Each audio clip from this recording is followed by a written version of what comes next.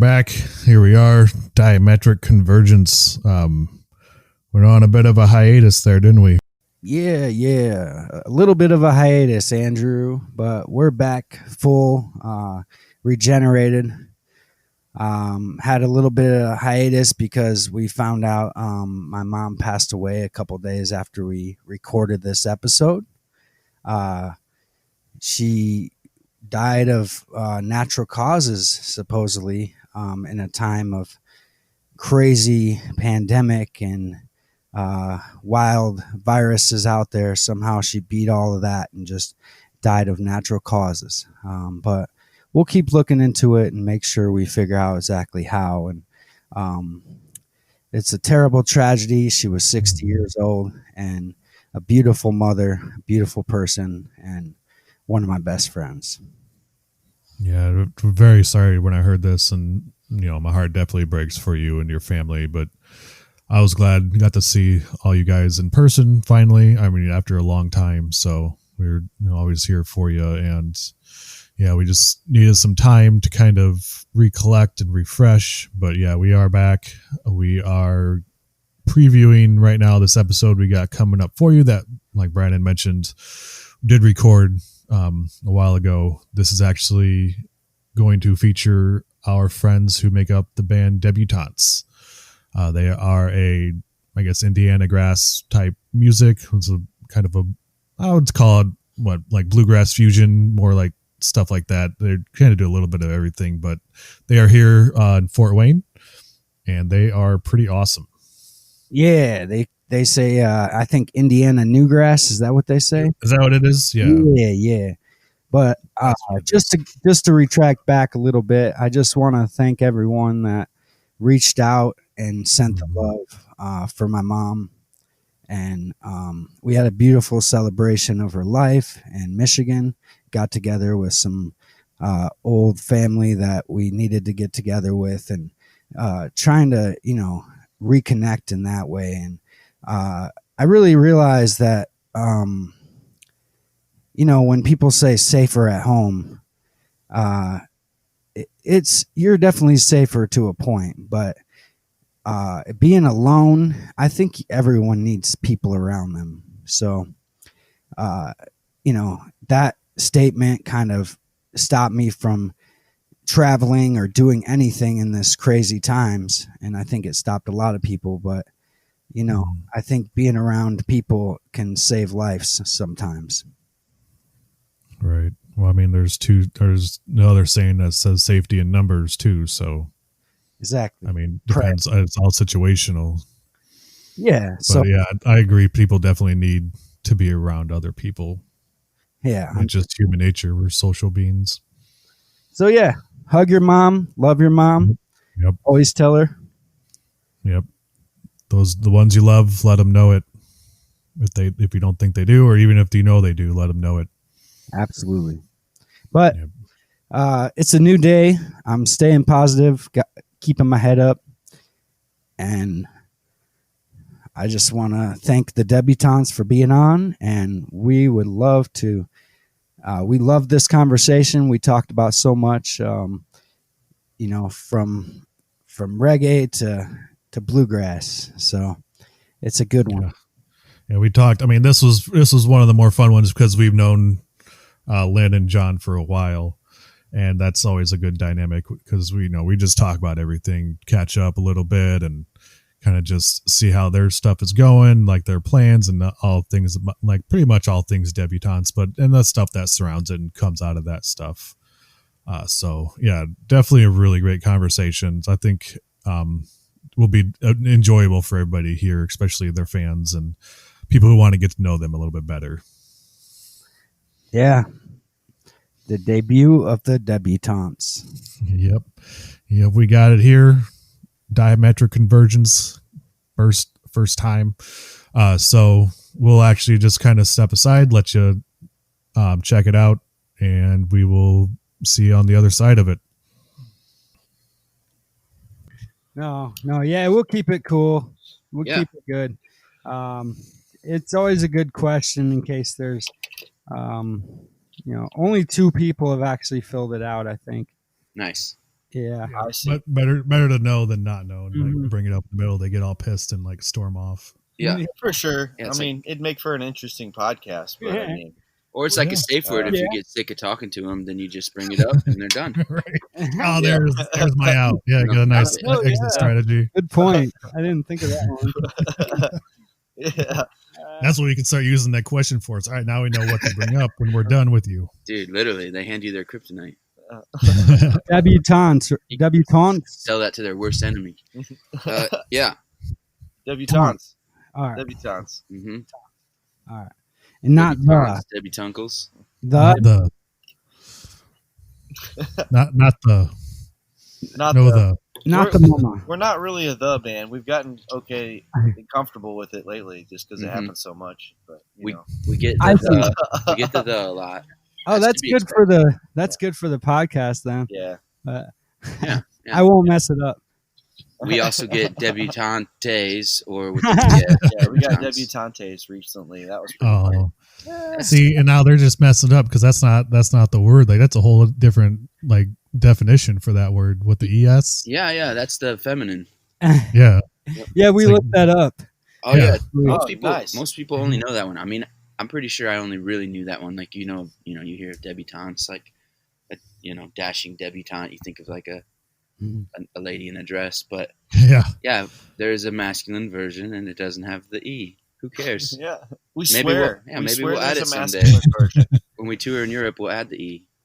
Because the definition I looked up is it's a person making a first appearance in a career or fashionable society. So that's dope. Yeah, that's Nice, a good man. Good research there. yeah. Yeah, where did it I come come prepared, from? man. I'm not a fucking amateur. Hell yeah, dude. Well, I am because I don't get paid for it. Where did the name debutantes come from? I mean, man, it was really random. There wasn't much significance behind it, unfortunately. But a friend of ours, you guys remember Patrick? He was like a year under us, or maybe a year under Swain's grade or whatever. But Pat Ryan, and he was coming with his band and wanted to have some opener, and asked if John and I were doing anything in Fort Wayne, and at the time we weren't yet, but we were itching to, and we had already had the string bug, but I don't even know if we really had played much at that point. It was really early part of it all, but anyways, long story short, we ended up forming the band to play that show, and so we were just firing names back and forth that same night, and Debutantes was the best one that emerged victorious. Yeah, I'm trying to think of the other options we had. One of them was "What's in the bag." Yeah, what's in the bag? That was an option. That was an option. I believe we opted for debutantes, but then decided that that wasn't the way to go. Yeah, that sounds cool. Yeah, but the whole like non-the thing, that seemed like the way to do it too. But again, we're not sticklers. Like, you call us whatever you want. Just come have a good time at our show, or pay us to play your venue, or exactly party, or right on. Whatever. But Yeah, man, who cares if people are nice enough to want to listen to you? You can call us whatever the fuck you want to call us. Just we'll go with the if you come see our show. That's okay. Elephants in mud always got elephants in the mud. To some people, that just in the Yeah. mud. It's like, nah, man, come on. grammatically correct, but whatever. yeah. It always flipped and flopped, Mhm. and we thought about that when we thought about our name, Diametric Convergence, and we're like, I remembered when you guys were talking about the elephants in mud thing, like people throwing the everywhere they want. The swear word. For sure. Like it just fits everywhere. Yeah. The elephants in the mud. Yeah. But I like it as without the as well. Mm-hmm. Yeah. Yeah. It's a little bit more mysterious sounding. Yeah. But Yeah. it's just For sure. Yeah. You're right, John. yeah. I'm serious. I know I'm right. I'm damn right. Well, how are the babies doing, guys? Yeah, babies are doing great. Yeah, Oh yeah, doing great. They're coming to the shows and they're carrying gear and nice. Got 'em working. Good yeah, job. he Gotta get them drives. started early. You got 'em Oh, doing Got a like sober driver, yeah. Yeah, sober driving driver. nice. Yeah. Doing good though, doing great. It's like why you have a baby. That's why you have kids, man. You have someone drive you around. Exactly. To carry your someone shit to your change my shows. diapers and How you want to to? wake me up at 3 and 4 a.m. and just when I'm crying and just love Yeah. me. You don't need to sleep all the way through the night. No. It's not necessary. No, it's not necessary. It's not a thing we do anymore. It's like a luxury. Honestly. It's a luxury. Luxury you can't afford. Yeah. It's overrated anyway. Right. That's what I've heard. No, dude, Those are dad life rules. We're digging it for sure. It's been great. awesome. Awesome. It's almost like something that definitely keeps us grounded to, be in this area and make it as cool as possible, and because you got your family around and, you want to see family when you've got a little one, that's just kind of inevitable feeling. So it's good to be around family and, it's kind of played well to us too, because there's not a whole lot of other bands that sound like us in this area. So, it's kind of That's for been sure. good for the band to be here too, and for the little ones as well. Yeah, man.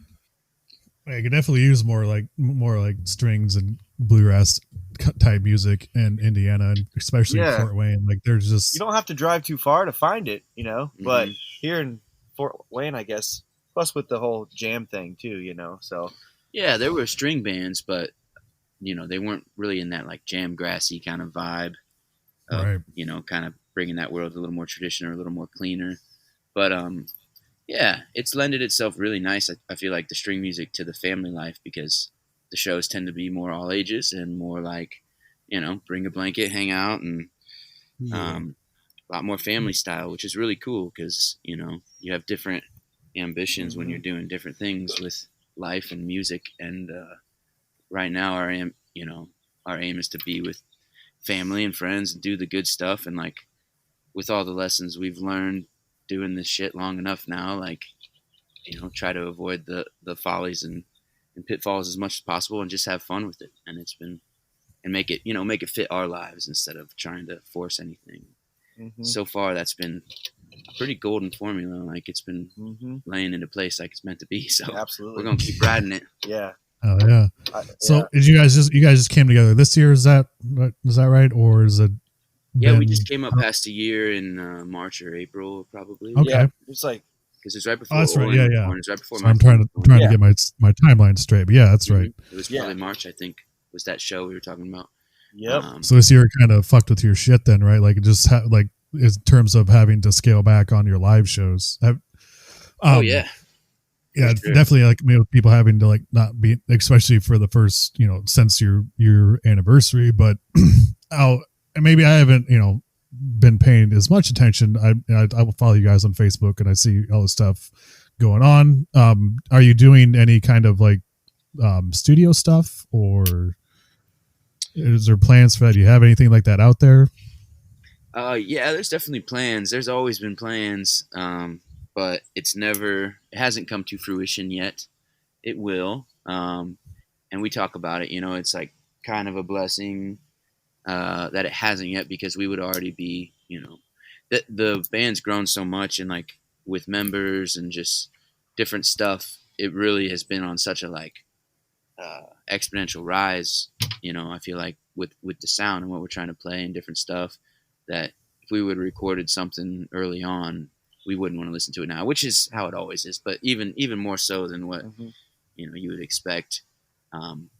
So much has changed. So hopefully, I think we're really hoping again that it fits and falls into place. But I feel like if the time's right and we're not getting any worse, and if we find that right person that's the tricky part, is finding someplace where you can be creative and capture it. Yeah, it's not something for sure you can force. So. We haven't forced it either, Yeah. And it's good because it would, like you said, would be kind of an outdated recording already, because musicianship has grown so much, and like our repertoire has grown, and so there's a lot of growth. Yeah, definitely. So seems like you're having fun with it. We're having fun with it, man. That's what we're doing. Absolutely. And I think our philosophy, I think Lynn said this a while ago. Our philosophy was to not play any inside shows in a way, you know. So we've been playing mostly outdoors for a long time now, Oh, and that's it cool. fits like what we're trying to do. Yeah, and you only have so long to do that in Fort Wayne, Indiana. So Yeah, Right.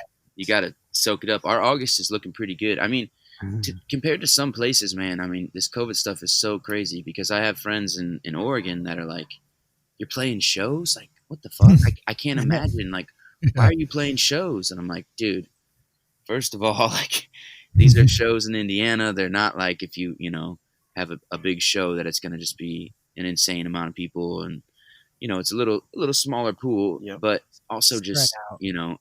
we're doing this stuff outside where people are around the people they came there with, and obviously some people are sloppy, but they're sloppy everywhere they go, and they're not taking precautions in any normal place either. So you just got to kind of steer clear of that and use your best judgment. But you Yeah. know, it's hard to know if you're taking it serious enough or too serious, right?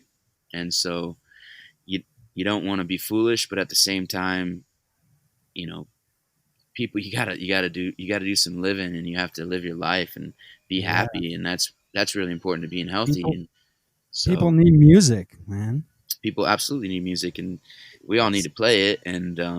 yeah, And man, we're out there in the sunshine or outside in the air, and it's not. I don't know. It doesn't seem wrong when we do it, and we've been doing it since things opened up. I mean, since the since that probably what, like, Memorial Day was it? I always get Yeah. Memorial and Labor mixed up, but yeah, something like that. it opened up around yeah. that point. I remember we Around there, played, yeah, we right at the played beginning of June. Yeah. a place. We were playing outdoors at like a food truck rally, or like a come and grab your food truck and get out of here, Mhm. kind of thing, because of the whole Yeah. thing that started.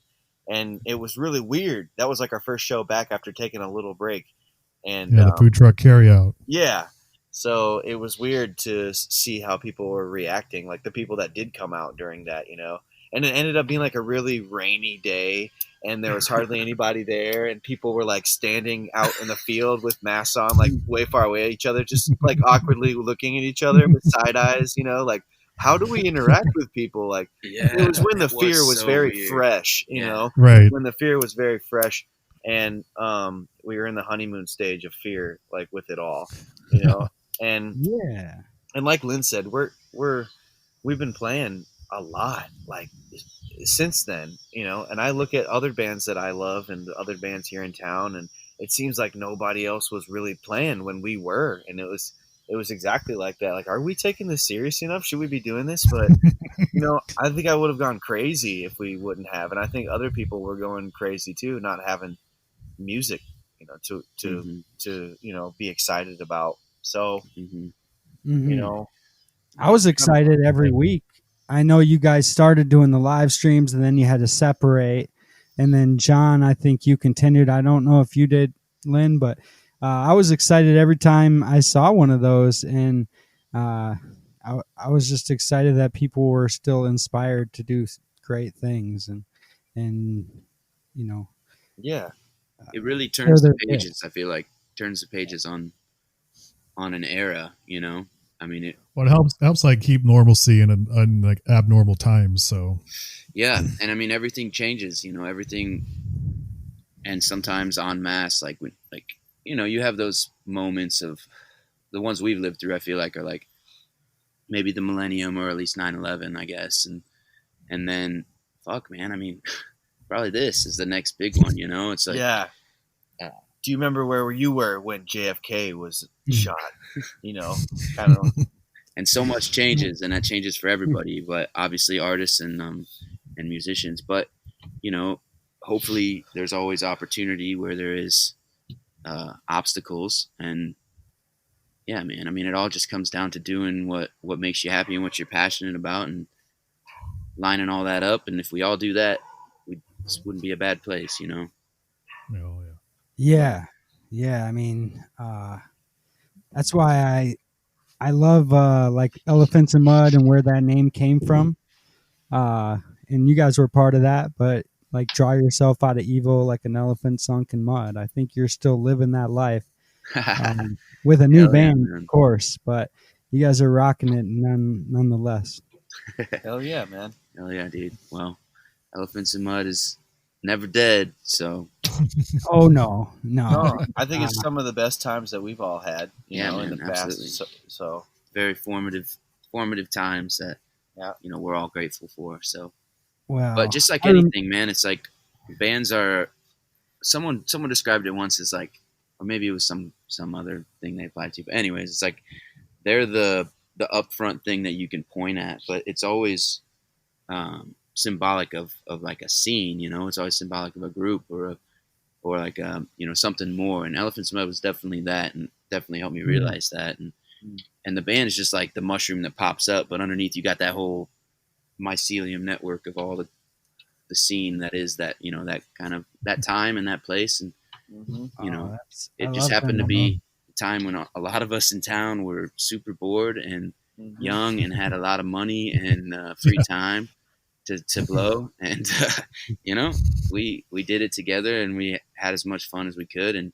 And Jared really brought that West Coast vibe that we all wanted to get out west, and that felt like it was here, and it was this little oasis for everybody. And fuck, man, we were all really fortunate to all be on that boat together, and got mad love for Jared for making that happen for all of us. And Tom, man, to all you guys, man. Yeah, You guys, I that think was the really original Elephants in Mud. Lynn, you were like the glue, though. You gotta admit. Just playing, but I remember when you were in Denver, and man, me and you held it down bringing that gear one time. Oh hell yeah, man! Well, sounds like me. Glutton for punishment. Man. Yeah, dude. I went from playing fucking drums and having all this shit to a mandolin, and that was the best, like, easiest upgrade of my life. And then next thing you know, it was like, all right, now we need a PA so we can play these gigs. That, like, oh yeah, we'll pay you, but you got to run your own sounds.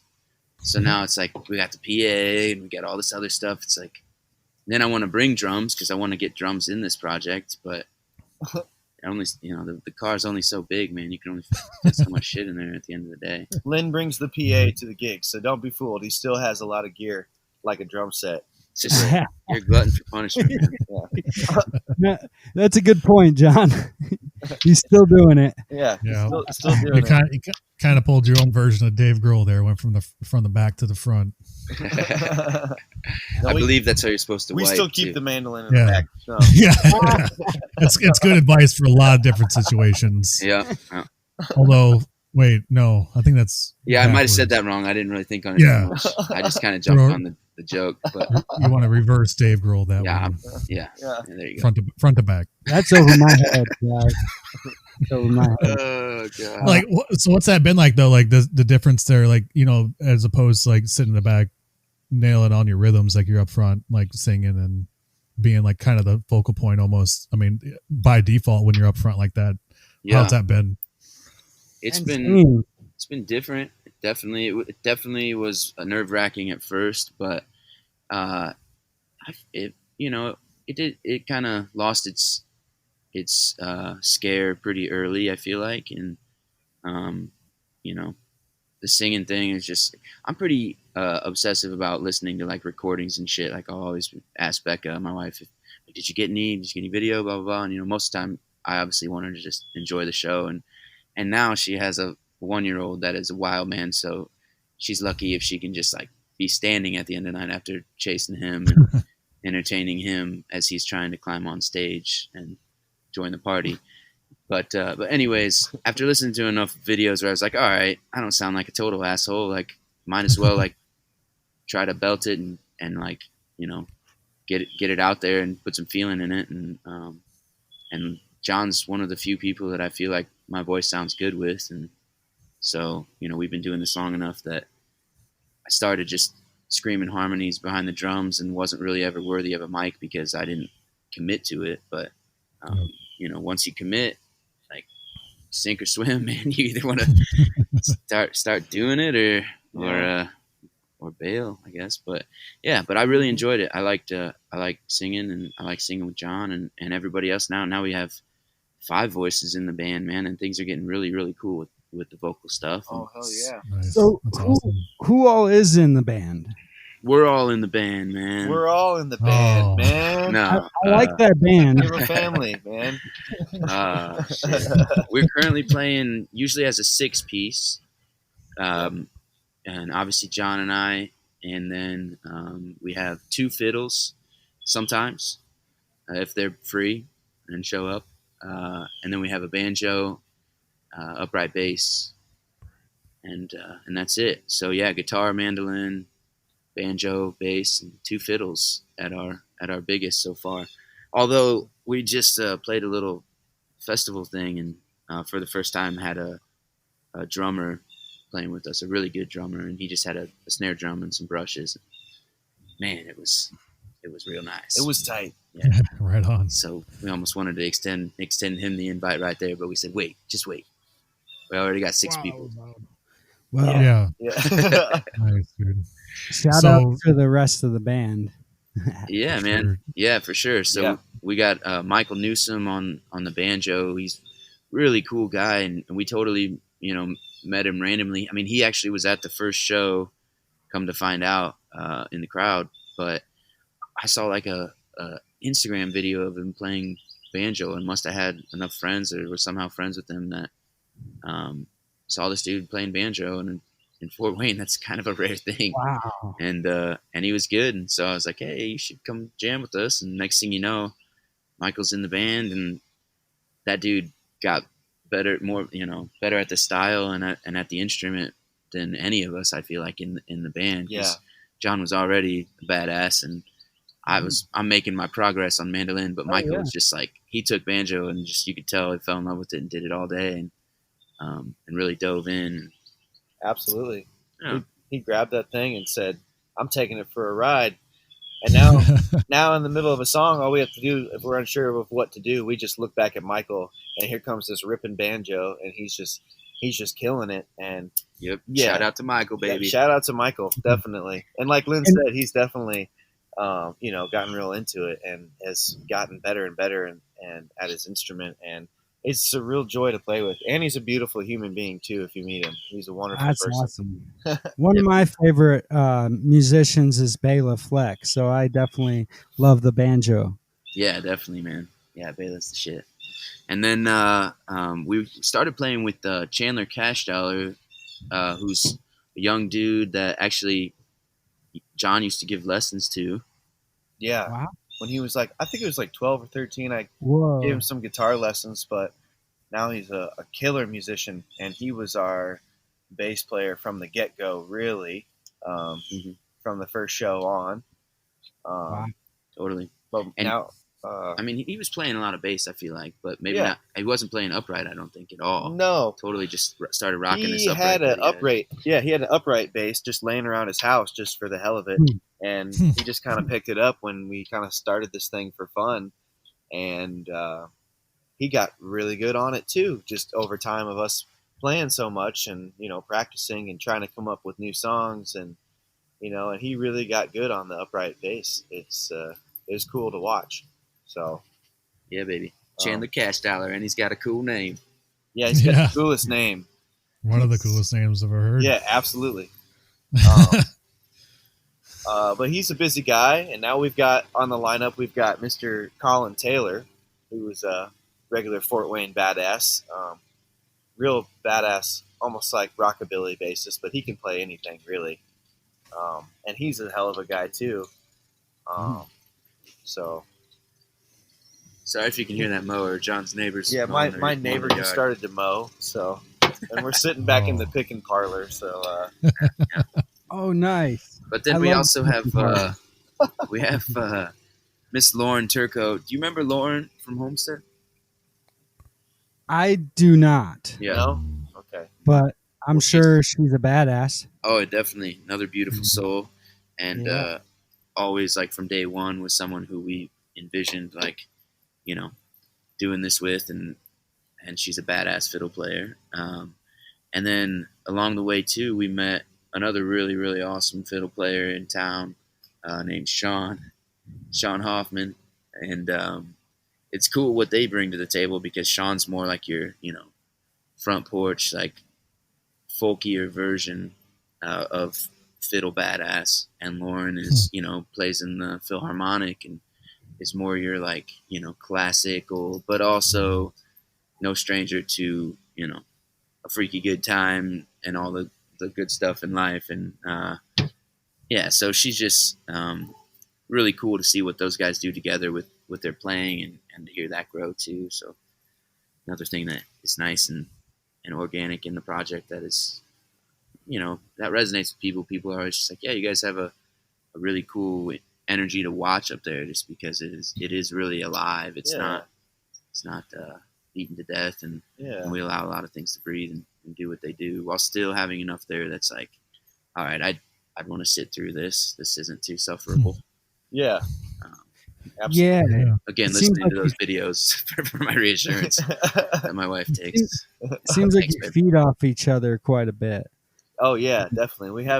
We have fun together for sure. We're all there for a common purpose. We're trying to make this music the best that we can make it, and you know, and we're having fun at the same time, obviously. And it's cool. It's fun to just hang out with everybody in the band too, for when we do some of these outside shows and we're just all having a good time.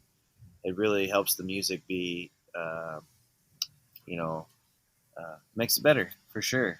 So Right on. yeah, man. You got any more beers, John?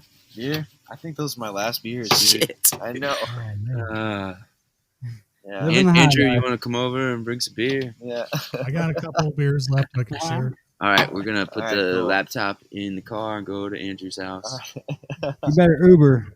I'll go remote. Can you get an Uber that has Jump. Wi-Fi so we can take this? To Probably in the future you can. Give us 5 years. Yeah. They don't deliver beer yet over that way? I'm not sure about beer delivery over here. Oh, they do here. Oh, I don't think you can get beer delivered here. That's No. blasphemy here. That- we just got beers like alcohol on Sundays. I don't Yeah, think that's a we're whole nother really- story. Yeah, man. Oh, Don't make we're kind of behind. don't make God cry too many tears. I I'd think say our next venture is like drive-through alcohol, like drive-through liquor stores. Yeah, they do that and down then south. maybe delivery. Uh-huh. I'd say the weed should be first, bros. Well, duh. Well, yeah. I mean, Yeah. Yeah, We're with you again, there. we just got But some our heads- alcohol sales. Our heads aren't up our ass, so we don't even need to talk about that. I know. I hope your listening base doesn't need to start there. Yeah, I hope we're past I that know. one. But yeah, we'll see when that fucking happens, man. I mean, yeah. it felt like we were getting close there, and then it feels like the brakes got pumped. But hemp's a mess. I worked with hemp for a while, doing stuff with more like insuring and stuff on not like growing side, and got to talk with a lot of farmers. And yeah, hemp has been just set up to fail from the beginning, which you would expect. But couple that with a lot of people jumping into it thinking they're going to get rich, and it's just been a nightmare. But Yeah, including the Chinese. yeah, I mean Everybody in the world. But yeah, we'll see. We'll all Getting keep there. doing our part. I mean, more and more heads are coming out of more and more asses, so it's harder to put them back up there. day by day. Yeah, Just keep Yep. helping Heads your and friends asses. pull their heads out of their asses, and your That's family. it's getting there. My parents came out. Their heads came out when I was probably, I don't know. It had to be when I was in like college or something. Probably when I was 21. I feel like, because it was a problem. When they found it when I was maybe 16, 17 Yeah, or something. high school. Yeah, and whatever. That's understandable. But then as it got older, it was able to be, like I said, probably like between those 18 and 21 years, it kind of started to level off and be a little more tongue-in-cheek joke of like, they're obviously not comfortable with it. Don't bring it up or talk about it too much, but everybody would always joke about it. And that was progress. And now, we still don't talk about it, but they know what time it is on on my watch. 420 all day, son. Yeah. No, I'm just joking. I don't do that all day. I do. But I don't judge you if you do. There's worse things you can do all day, that's for sure. Yep. Absolutely. But It should be. it's great medicine, and it's a great plant here on the planet. And if more people had access to it, that would not be a bad thing. Absolutely. Except for the children. I remember Children can be children. Don't give it to your children. That's the one thing. That's what I missed about Colorado. I missed you, Brandon, of course. Of course. But yeah. I miss having the choice of where I can go. Where to get your herb. Where to, Yeah. I mean, walk down the street and it's hard to choose there. Walk down the room and it's right there. Yeah. I mean, shoot. Multiple options. Well, and not having to even worry about, like I just remember your whole perspective and your outlook on police changes when you're in a place where that's no longer a form of a point of conflict. Oh, yeah. Now you look at policemen a lot different. I mean, yeah. And we need as many of those points as we can right now. You would think, right? So for real, I don't know, man. I had hoped that this COVID coin toss would help that one, but I don't think it has. So yeah, we all just got to keep doing our part. But hopefully, more training can be done and in the right way. Whether it be mental, physical. Andrew and I were talking about this a little the other day or whatever, but the physical training, the mental training, and just the recruitment process, and all those things could help.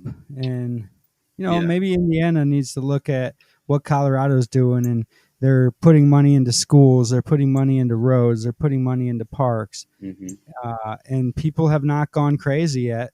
So I'm still waiting for that. Yeah, I remember in 7th grade, I wrote a persuasion speech for weed versus alcohol, and I looked like the craziest person ever in my class. It might have been 8th grade, whatever grade it was, but I had a couple speeches on pro marijuana, and everybody just like demonized me. But for me, I was doing my part, and I'm still speaking that today. I'm not one of the ones like going wild over it, because we are blessed here to have it legal. So I'm not going to push the bar anymore. Yeah, man. I feel you. I feel you. And it's important to do that here where we're at too, in a state as such, where drinking culture is a huge thing.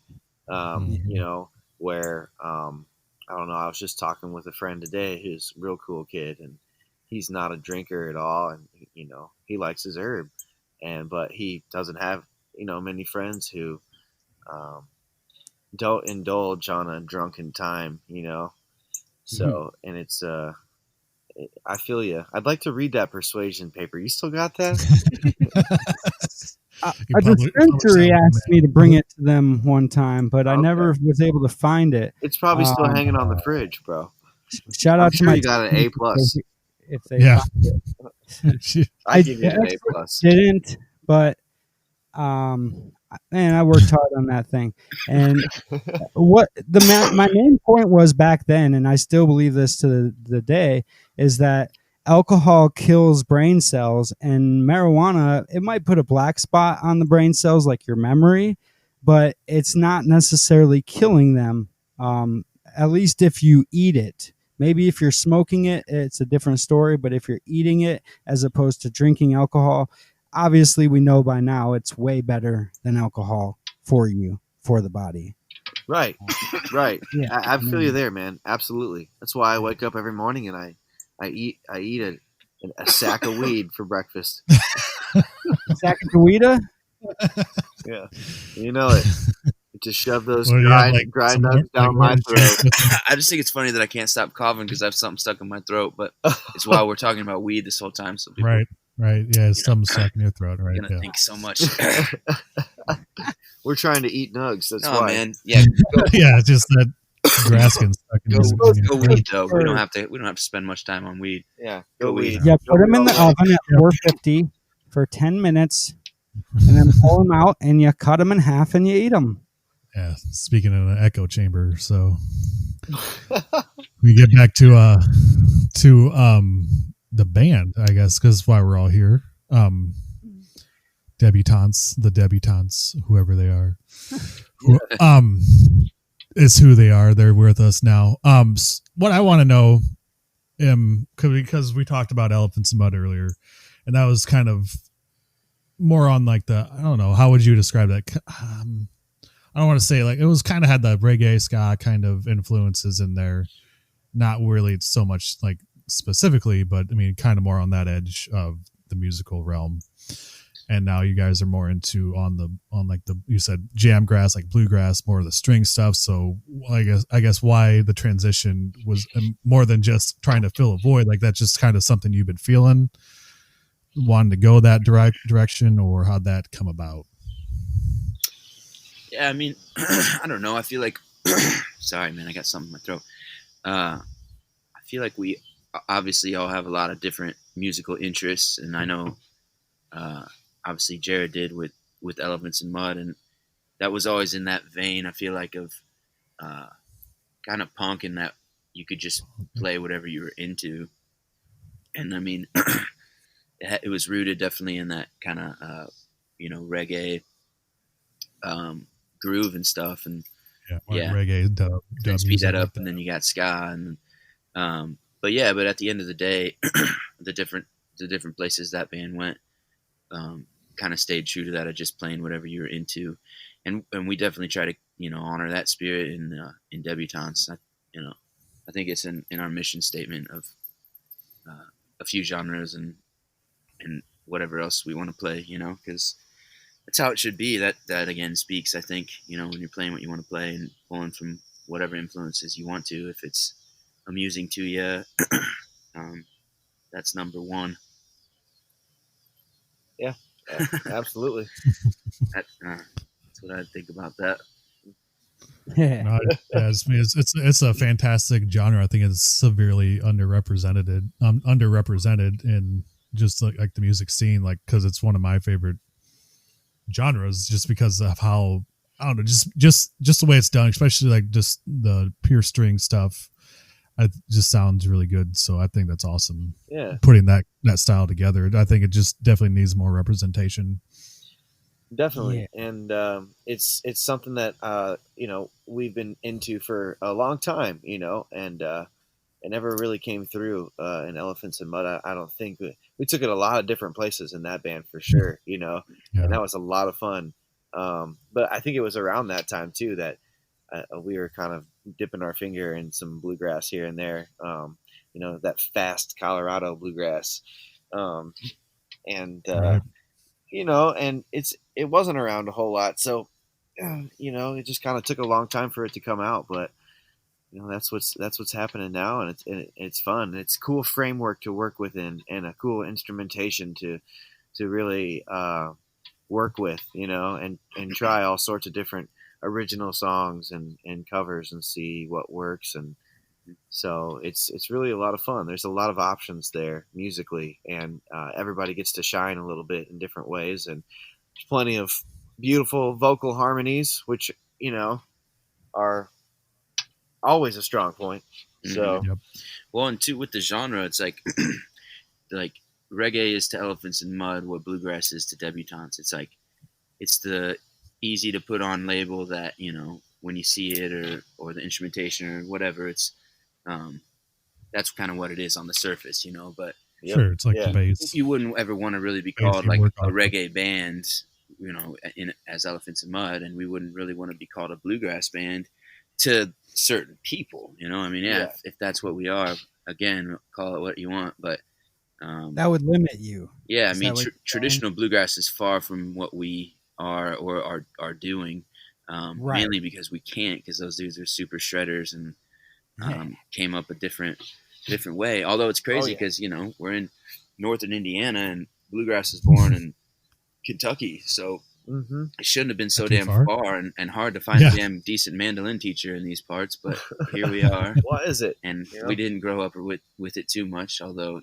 enough to have piqued our interest, I think. But Absolutely. By no means Well, did we grow up playing bluegrass, and I think that's kind of part of that traditional bluegrass world, and almost a necessity because um, it requires it. But we're trying to do something else with it, and move it forward with our voice a little bit.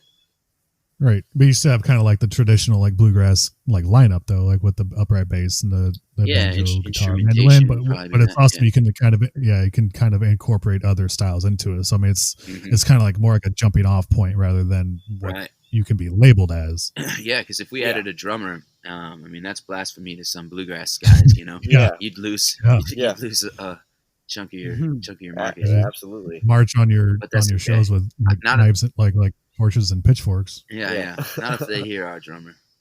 Yeah. One thing's cool is hailing from my home state is Billy Strings, and he's one of the top rising stars right now in that world, and he kind of has his own spin on things too. And Yeah, man. uh, And there's I, a great example. I mean, yeah, he grew up with this music, and really has immersed himself in it, Mm. and then just played his ass off his life, and finally hit a spot where he realized the kind of music he wanted to play, and found the people who wanted to hear it, and the stars aligned, and damn, man, that whole band is just fantastic. So, but he's been doing it forever. I mean, Yeah. just because he's young doesn't mean he didn't put his mastery years in there, and his time even touring and playing around, and just making real good friends that man, are doing real good things, and that's what it's all about. so true. Yeah, he's the real deal. People don't realize he's been playing like shows every year for a solid 10 years, I'd say, right? Yeah. Oh yeah, man. Yeah, he's and it's got to feel good to be playing. Well, to recently be playing shows, where it's packed and there's plenty of people. Where you've been doing the same thing for the last 10, 15 years, and there's probably not a whole lot of people at all those shows. Yeah, It's probably a very rewarding feeling, I'm sure. But it's definitely cut short there with the whole pandemic. So it's kind of sucks, for a lot of artists right now. Yeah. Someone said that how it's like it's kind of forced a whole generation again with that kind of page turn. It's forced a whole generation to like early retirement, basically. If they had one more year left in them, as far as being able to do it on the road, and because there's only so much. There's only that window's only so big when you're doing stuff like that. If you're able to commit to it, and it's not an easy thing to commit to, then you can go there. But man, you had a whole generation of of artists that are now like, well, shit, all right, time to settle into the family life and the retirement, and maybe they won't go back on the road. I mean, maybe they will, because we're all gonna love it so much when it comes back. If it comes back. Or is that the new normal? I don't know. Fear. But But again, fuck it. Like that's why it's. I don't know, man. I'm not taking a position. Yeah, it's coming back. Yeah, for us, it's about being smart. Yeah.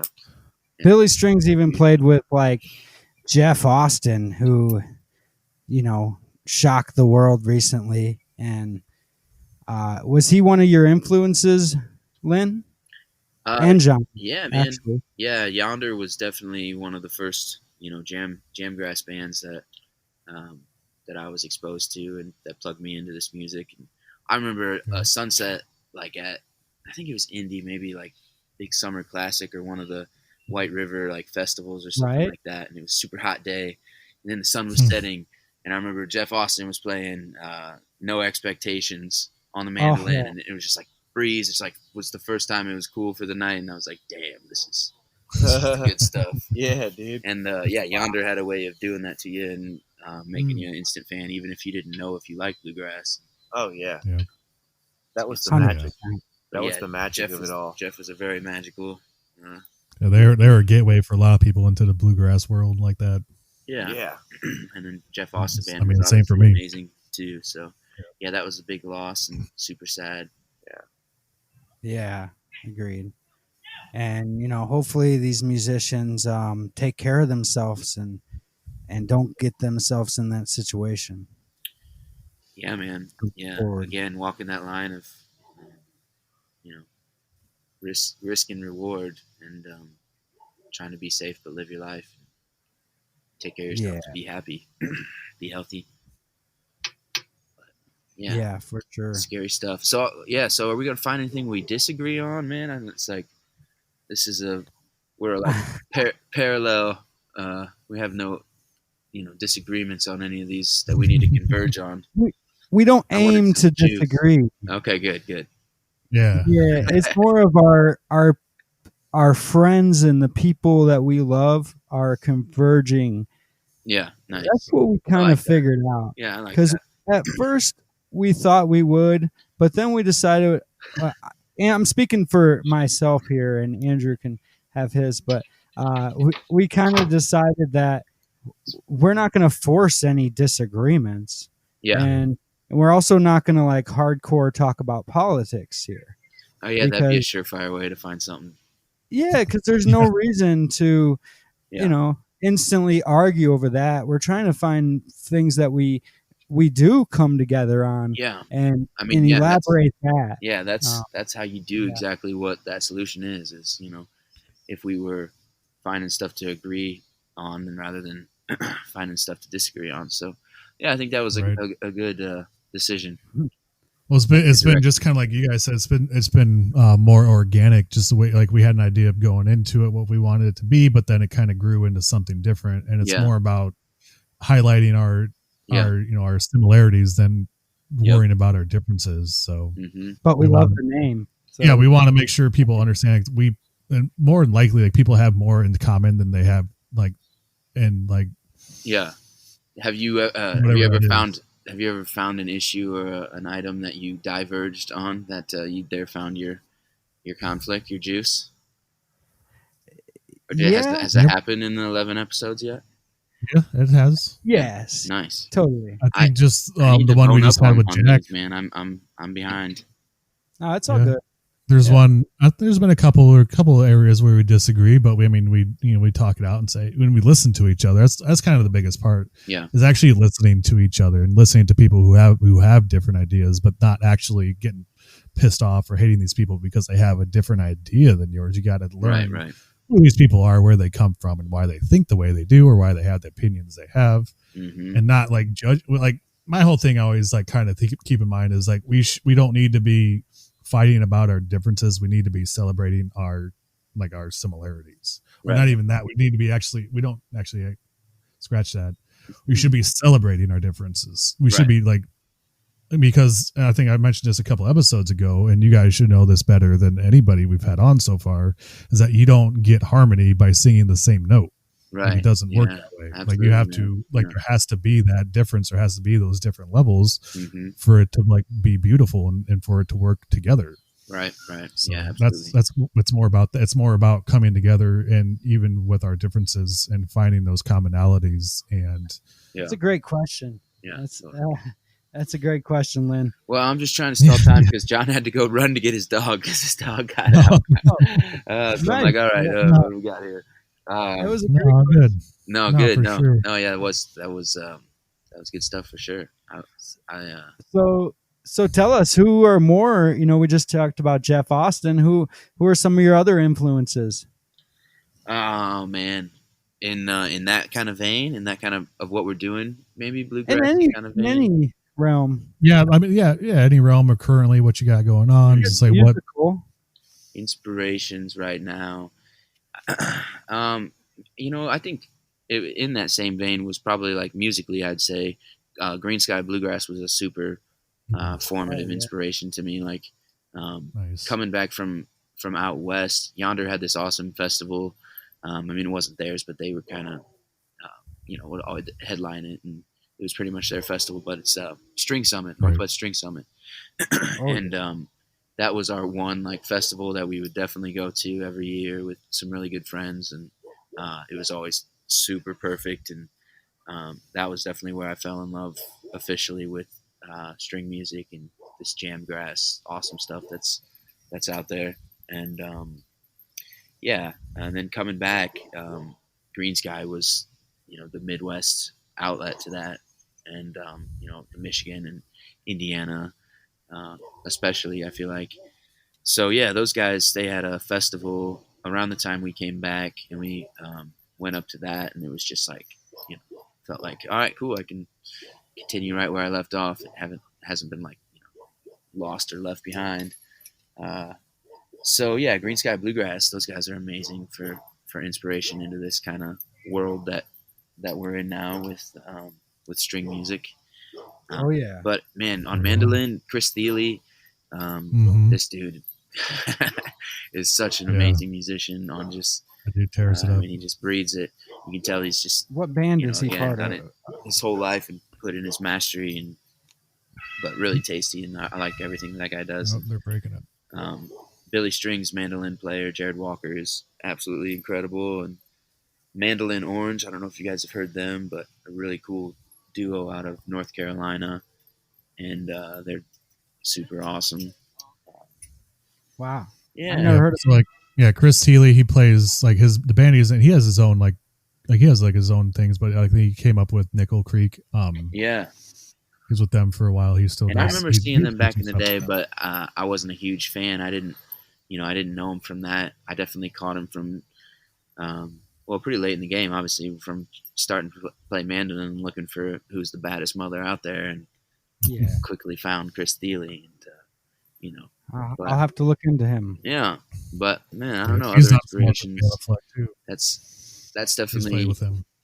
Something you're always keeping an eye out for and finding out who their inspirations are and doing that due diligence and digging around. But John's back. Do you get down like the old? You get down with like the old school like bluegrass people like Ricky Skaggs, Bill Monroe. Yeah, man, they're great. Old stuff's amazing. All those guys. Yeah, Earl Scruggs, Bill Monroe, and all the early stuff. Stanley Brothers and Del McCurry and Jimmy Martin. There's all the old stuff. Yeah, all that good bluegrass in the olden days. Yeah, man. Doc Watson and Doc Watson. Great. Who else are your influence, even like outside of the realm of bluegrass? Oh man, I've always that's what's beautiful about this project is I'm playing acoustic, and I've always loved playing acoustic. But I've always been an electric player as far as I could remember, and so but I've always loved the country riffs and whatnot, so that kind of can carry over a little bit. So I love all sorts of stuff, man. So, I've been listening to the band lately, I guess, which is nice to get back into. It's kind of one of those bands you listen to enough, and you kind of go away from it, and you come back to it with new eyes, more mature eyes, and hear something different. Those are beautiful times when you. Such can a do good name for that band too, Yeah, because they are. They're the band. Yeah. They need the. If you're a musician, at least the kind that I tend to associate with, like that's the band, That's the band. They got it. It's the band. They have it. Totally. And John, like the Beatles inspire you pretty much. Yeah, I love the Beatles. I've always loved the Beatles. So it's been Right Thank on. you. And John, if there's Sorry hey, about right that. on, My bro. neighbor was dropping off Yeah. some squash. Right on. It's gonna be good. Yes. John, what other instrument would you play if it wasn't string? Man, I think about that all the time. I like I bet you blowing. do. I like blowing and sucking, so probably a harmonica. Okay. There you go. I'm always trying to learn the harmonica, like the blues harp style, and that's hard when you've never played a wind instrument. So maybe some sort of wind instrument, maybe like the piccolo, or how about the French horn? That's a doozy right there. If anyone can do it, John, I know you can. It's man. just so versatile. Yeah, so if you like wake up tomorrow, like deal with the devil, so you can play this instrument that you don't already know, like be the piccolo or the French horn. I have a deal with the devil to play the French horn. What a life I'm gonna lead. Hey, you gotta aspire somewhere, right? Yeah. Whenever that guitar stuff doesn't work out for you. Yeah, everybody plays guitar. Come on. French horn. That's an interesting. Interesting. That's funny. French horn. French horn, dude. I hear it's hard. It's I hear it's a difficult instrument. Not very popular. Yeah. No, but you always know it's there. It's real weird looking, right? It's like it's kind of rounded and it's got a spout. You got your hand inside it. Yeah, it's a pretty trippy little instrument there. I think I hear it in the background. Yeah. His neighbor's actually practicing. My neighbor is a French horn. Yeah. Seat 1 of the Fort Wayne Philharmonic. So wow. She's just wailing right now on some Tovin. If you know what I'm saying, brother. There you go. First seat French horn player. You gotta love it. Yeah, man. She's got a lot of horns. Well. Hey, all, quick interruption. A little bit of a midway point here. Wanted to drop a track from Debutants.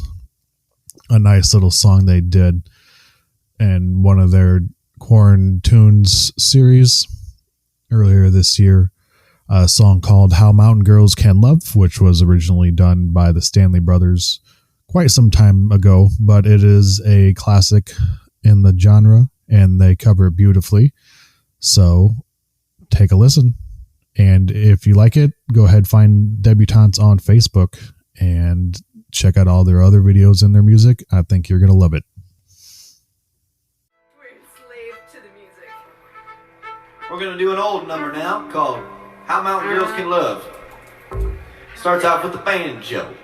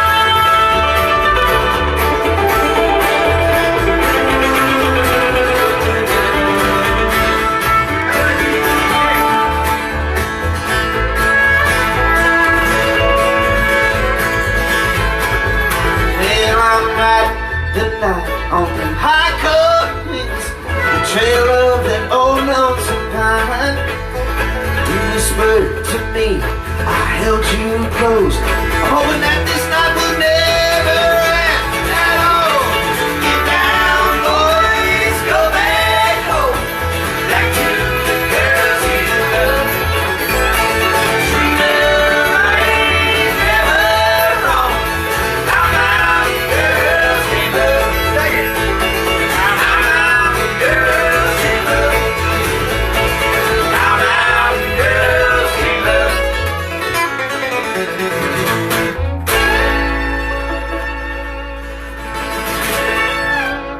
Woo! How mountain girls can love. Yeah, man. Is that where you would play if there was anywhere in the world you could play, right in your backyard? I love it back here, dude. I got a fire pit. I got, big tall trees and a gazebo. Got a nice garden, man. My peppers are coming in. I got cherry tomatoes. It's real nice. But I've always wanted to play Red Rocks, obviously. Right. So that would be cool to do one day, as a lifetime achievement award goes. Of So. course, it's a beautiful energy too. You've seen a show. What show have you seen over there, John? Oh, I think I saw Humphreys over there a couple times when I was Heck living yeah. out there. Seeing like Railroad Earth and Fruition. Oh. It was cool because I saw Fruition for Rachel Stevens' wedding. Yeah. And they were on that huge stage playing to a full crowd of Red Rocks. And then it was less than a month later, I was up in Arcata, California, in a northern California town, and they played this little bar, and I swear there was only 15 people there, and they were rocking out, playing their, electric stuff or whatever. But it was weird seeing the band at Red Rocks, and then at the same time seeing them just a little while later in a very small venue with hardly anybody there. It was cool. Yeah, man. Fruition rules. Great band. Fruition rules. That's another inspiration right there for sure. Mm-hmm. Heck yeah. Mimi. Oh my. Yeah. Mimi. Oh my gosh. They're another one that's it's sad to see their exponential rise stunted by this shit, and I don't think it is at the end of the day, but it sure seems like a kick square in the groin when you're starting to get steam on this. It was easy for us to feel that way, and I think we're one of the benefactors as far as the age of our band and the time we were it works both getting ways. started.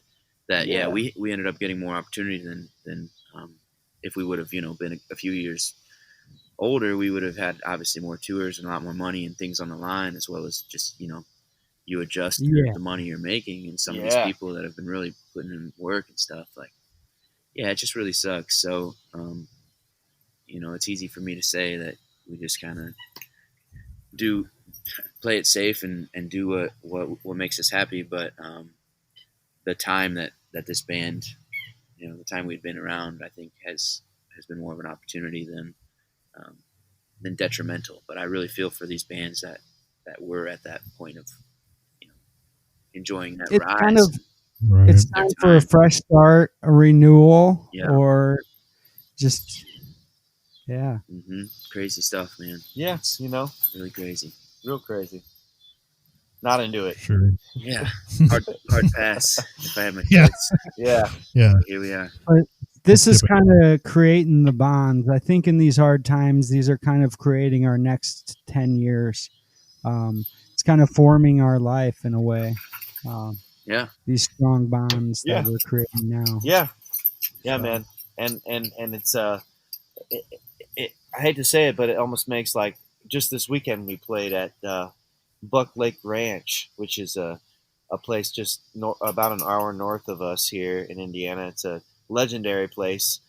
Johnny Cash, Elvis, everybody has played there. Some of the great bluegrass greats that we've talked about already played there back in the day, and there's a lot of rich musical history. And we just played there this past weekend, and you could really tell it was an awesome sense of community.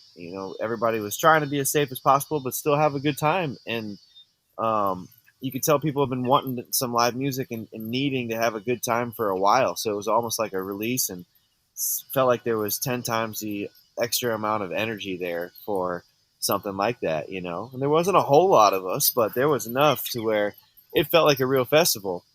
And Mr. Lynn Nicholson over here pretty much single-handedly threw it together. We had a gig somewhere else, and it fell through with all these bands, and so he went up there and figured out how to get in there. And the people at Buck Lake Ranch are so awesome, and we played there once before, and they had us allowed us to come back and do this festival. And Lynn got some porta potties and everything and made it official. And he was running sound and playing mandolin and singing at the same time, and it ended up being a bash. It was fun. Everybody had a great time. There was great music. It sounded great. The grounds there are beautiful, man, and I'm hoping it becomes like our home spot. I think that's the goal for sure, and the vision there with that place. Absolutely. How far is it from Fort Wayne? About 40 minutes, maybe about 40 to 45 minutes. Yeah, 45. Yeah. What direction? Depending on where you are in this big orb. Okay, towards Michigan. Yeah. It's real close to Michigan.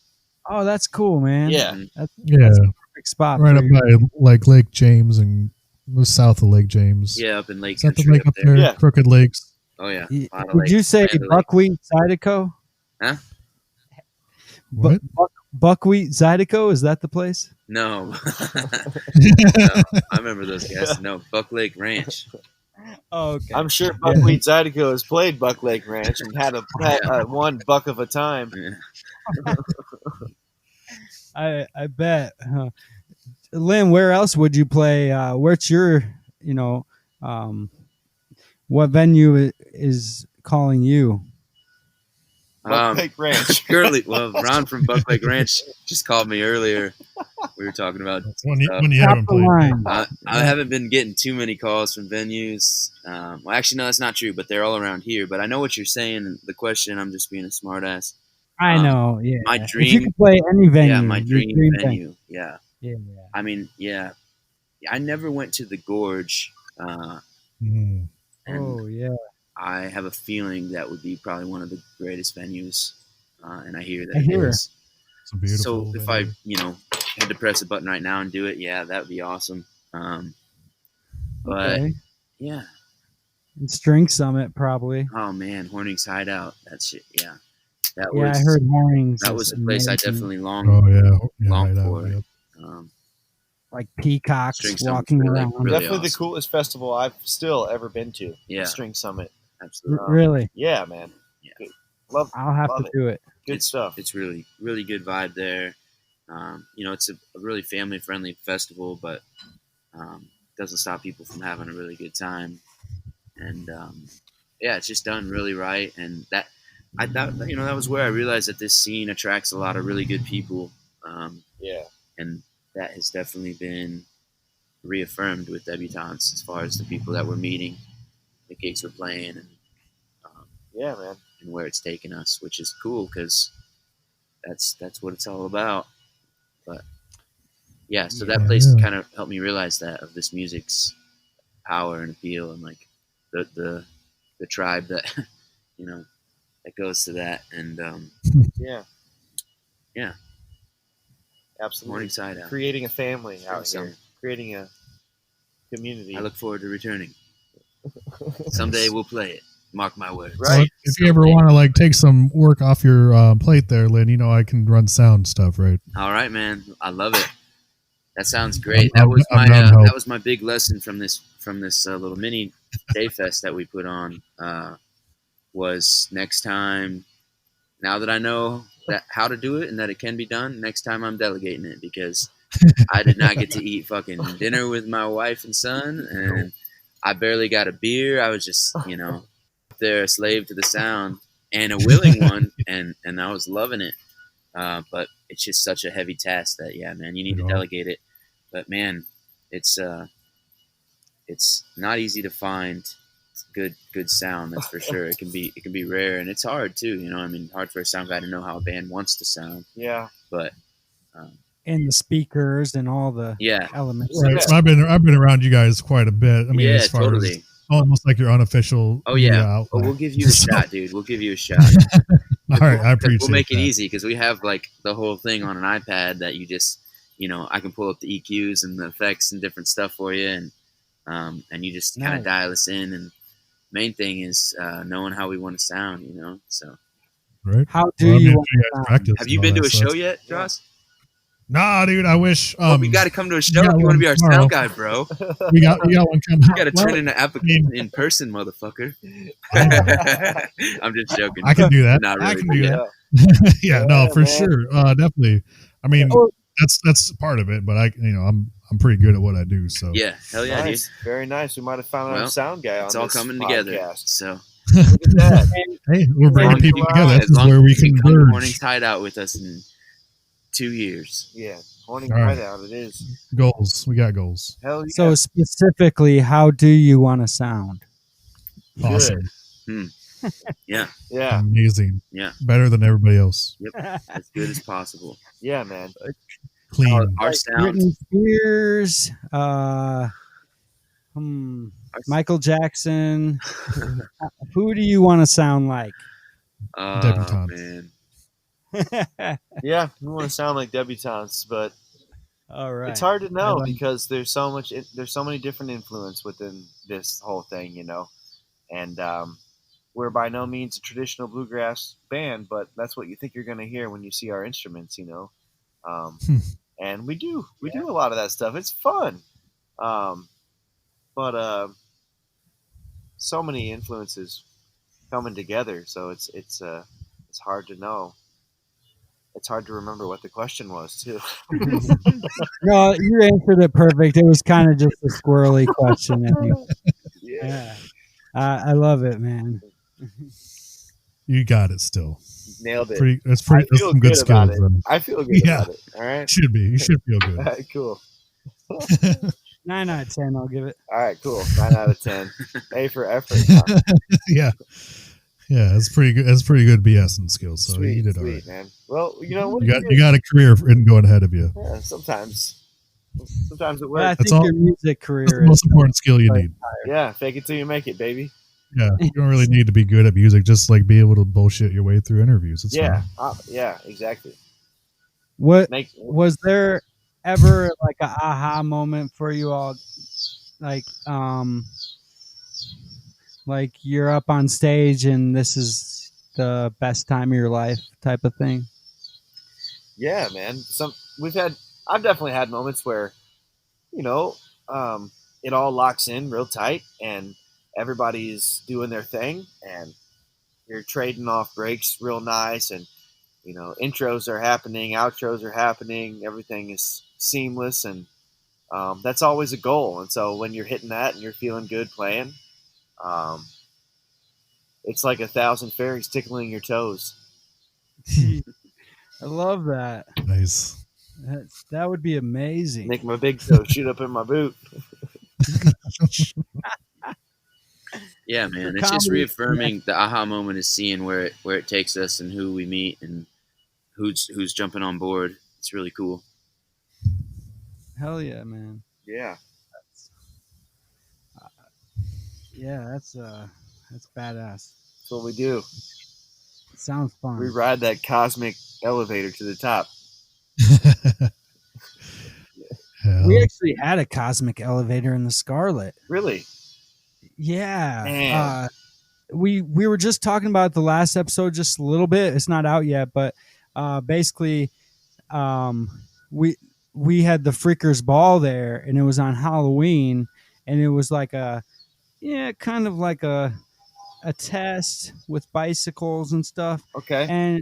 And so people were like shooting people out to outer space. The Merry Pranksters were there. Right. And they were shooting people Wow. up in outer space with the elevator, Wow. the cosmic one. That sounds like a good time. Yeah, pretty awesome. Pretty awesome. The further bus, I don't think it was the original, but it's a replica of it. But it's owned and driven by Ken Kesey's son, Zane Kesey. The further bus was always at String Summit. I guess I shouldn't say always, but at least the years I was going was at String Summit, parked there, and he would be selling like tie-dyed toilet seats and blotter paper and all kinds of cool shit. And it was fucking Zane Kesey, man, Ken Kesey's son. And then eventually they put a stage on top of the further bus. So, this psychedelic bus is right there in the middle of festival as you're heading into like the vendors and stuff. And yeah, so that reminded me of that, talking about pranksters. But Yeah, Hell yeah. Chris man. Cosmic Elevator, sign me up. Let's do Sign it. me up, baby. Yeah. What is I think- what's Bob Dylan's history in that place? There's some story about Bob Dylan there, isn't there? Yeah, across the street, Doc Holliday's in the Gilded Garter. I think I'm saying that right. The Gilded Garter. It was like one of the very first places Bob Dylan played in Central City. So that was right across from the Scarlet, the venue we created for a couple years. Okay. So our goal was always to bring Bob Dylan back. Oh, Because he was actually thrown out of town by his ear for paying more attention to the girls and playing music, and Oh, they didn't like that very well, so they kicked him out. Hippie Bob Dylan. okay. I see. Yeah. Wow. But- They threw Bob Dylan out. Yep. They threw Bob Dylan out, and then he had 10 lifetimes after that doing different things. Well, yeah, man. I guess so. Yeah. Not everybody gets to ride the Cosmic Elevator. No. Sad Cosmic fact of life. Elevator. Yes, sir. Dang. So we got future. How's that look like as far as shows? You have a lot planned. A lot of anything like booked, like long term or even this year, month out. So Yeah, it's been kind of month by month, or maybe a couple months here. I mean, it loosened up and it was opening up, and then you can kind of feel it starting to tighten up a little bit. Yeah. I mean, a good example is that food truck gig that we did. They turned it into a carry out, event where you just come get your food. We're playing, but you don't stay, you leave. And then the last one we played, because they do it twice a month. It's at Junk Ditch. And they do it the first and the third, I think, Tuesday of every month. And we were booked for once a month. And so the last one we played, people were allowed to stay, and everyone had chairs and their blankets out, and it was really cool and super safe and didn't seem sketchy at all. But then this one I noticed is a carry out event again. So, things kind of, I feel like, start to clench a little bit again, and we'll see how it develops. But Yeah. we're still booking shows, man. We're again outside. I don't know what I'd do if it was cold right now, because I don't really want to play inside and make people gather inside. But outside patios and especially these outside campground shows and stuff like that. Yeah, come on, that's safer than going to the fucking grocery store. So Yeah. But this month we've got some good private party things, which are really fun and cool to do, and smaller scale stuff. So if the future means more of that, I'm totally down. And string music plays really nicely to sliding into people camping out and having a good time pretty much anywhere, really. All the things we love to do. Yeah. Camping and Can't always hanging out and partying. Take a loud rock and roll band to the middle of the woods. But Yeah. Right. so we got some of those. We're doing, we get a lot of love from the breweries and stuff in town, like Junk Ditch. We're playing their food truck rallies, and we're doing stuff at Trouble at the riverfront down by Promenade Park. And Yes. yeah, Yeah. A lot of cool stuff. Right. Any more Friday night quarantines coming? Quarantunes, sorry, Friday night quarantunes. no, I mean there probably will be someday, but They start locking it back down. yeah, hopefully not, man. I mean, if we get Yeah, quarantined okay. again, Yeah. I hope we don't have to do another quarantines, but mhm. Oh, okay, yeah. but maybe we will. Who Yeah. knows? But man, isn't it crazy? I mean, because it's one thing when we were doing that, it was like, all right, we're tightening up, but you can still travel. You can go over. We've been at so many different stages of this, and everything happens so fast now that we're all just super numb to it. But thinking about it when we were quarantined, but still could go and practice and do that and do a Yeah. live stream, to where, okay, now you shouldn't go see your friends. Like, you need to tighten it up as much as possible. The hospitals are going to be overloaded. And so Right. we did that, and we didn't even, practice together. And it's a lot harder to figure out a way to remotely jam and do that stuff without lag and stuff. I mean, it may be possible. We didn't figure it out. But then, it opened up again. What a crazy reality where you have to just choose, like, choose your people who you expose yourself to, that you're like, well, I got to hang with this motherfucker because we be picking, Yeah. man. And, Yeah. we're just going to So have to risk that. So, you got to Yeah. choose your risks and your exposure.